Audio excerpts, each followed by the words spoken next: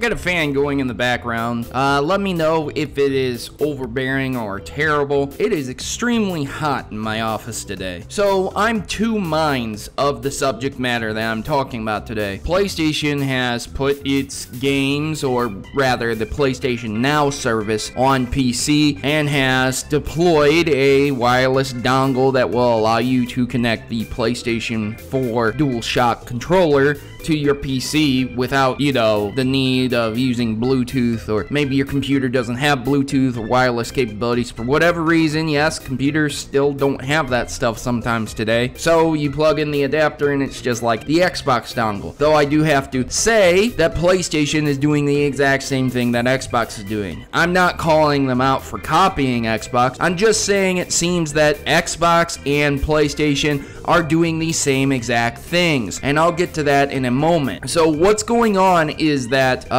what ended up happening is there was huge leak about PlayStation Now being on PC. You're going to be able to play your PlayStation Now games on PC, which really isn't a surprise at the end of things, because quite some time ago I had reported where Sony had came out and stated that they were going to start putting PlayStation Now on devices, and that in the future you would be able to play your PlayStation Now, PlayStation games on any device, you know, as long as it could connect. Essentially, if you could plug a controller in and it could connect, you could play your PlayStation Now on it. TVs, fucking radios, a CD changer in your car. Sony was saying you could do it all. Now, realistically speaking, I think it would only apply to devices that were post, you know, 2010-ish, maybe even later, because, you know, there's a lot of devices without screens that Sony makes. There's a lot of devices that just can't connect to the controller. But if it can essentially connect to a controller and display an LCD, LED, some type of signal, video out signal, you could get PlayStation Now on it if Sony made it possible. And so they've done this with PC, and it's not really that much of a surprise, because if you think about it, hey, shocker,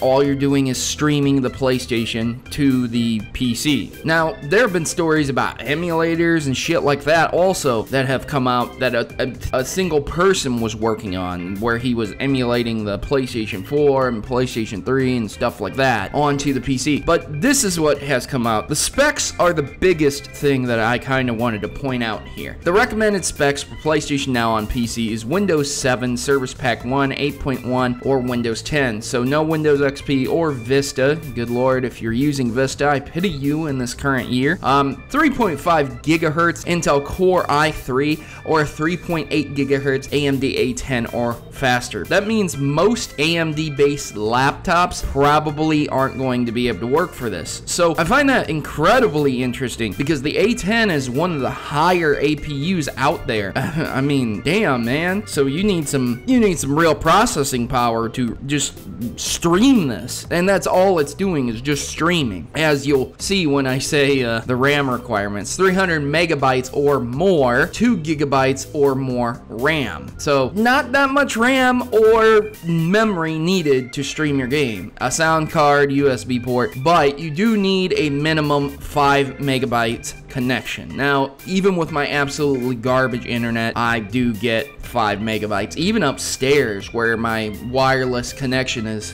downstairs on the first floor and I'm up on the second floor, I get a signal of 8 megabytes down. I could still stream it up here if I wanted to. So garbage internet aside, it still works. PlayStation Plus now runs $19.99 a month, $44.99 for 3 months, and of course, you know the price increase that I have went over in my gaming news before. Now, what I was saying before with PlayStation copying Xbox and Xbox and PlayStation just doing the same exact thing is that, okay, Microsoft is initiating their Play Anywhere initiatives, and they are going to have anyone be able to play their games, whether it's on the Windows Store, PC, or hell, they've even talked about making some games compatible for the tablet. So if you can sync your controller with a tablet, you'll probably be able to play your Xbox One game on on it in the future sometime, at some point in time, or maybe it's the Surface Edge or something. Who knows? You could essentially stream your Windows 10, your games to your Windows 10 devices. So yeah, man, it's not an impossibility, but that seems like the same exact thing that PlayStation is doing. Just PlayStation doesn't have an ecosystem. They don't want to unify their operating system, the PlayStation 4 OS, with the Windows OS. They don't want to do that. They just want to get their games on PC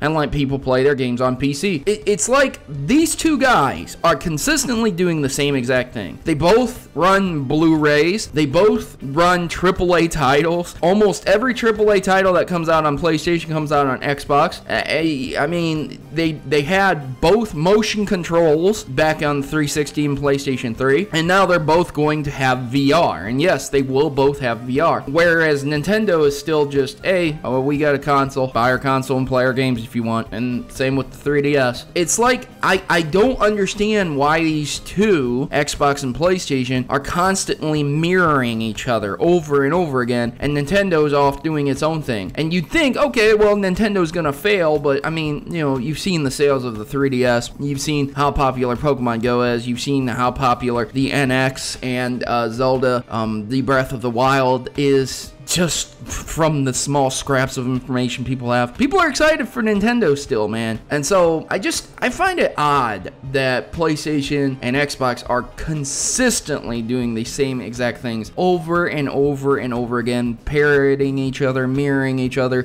Do you think this is a good idea? Are you excited to play your PlayStation Now games on PC? For me personally, I would rather have like a Vita be able to play every PlayStation Now game. I would rather have a mobile device, a more mobile device like a tablet, where I could plug in like a controller and just use the controller with the tablet. I think that would be a better option for me personally, because when I'm on my PC, I want to play my PC games. I don't even want to play Xbox One games on my PC. There's no reason for me to do that. Yes, the only reason I would want to play PlayStation 4 and Xbox One games on my PC would be to record them easier, and that is literally it. There's no other reason for me to do it, because I don't need it. I don't want it, and I don't need it. There's nothing for me, because I have the devices. I don't know, man. It's just not my thing. Maybe it's yours, and maybe you can convince me in the comments down below. Do you think I'm right, or do you think I'm wrong about this, and are you excited about this news? Also, on one small note, Sony is launching two-step verification, finally, in the year 2016. This is something you need to attach to your account no matter what, because people can crack your password. So even if somebody has your password, if you have two-step authentication, and you have an email that's completely unattached to you, you have an email that no one knows about, there's a likely chance that you probably won't have your account stolen. So enable two-step authentication. So other than that, ladies and gentlemen, you have yourselves a good day, and as always, God bless and